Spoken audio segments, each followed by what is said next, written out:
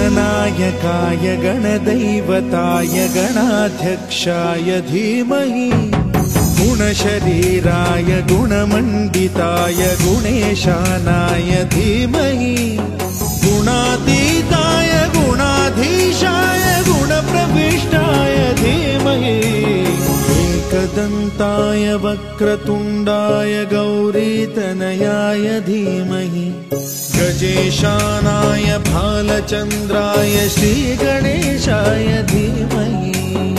एकदन्ताय वक्रतुण्डाय गौरीतनयाय धीमहि गजेशानाय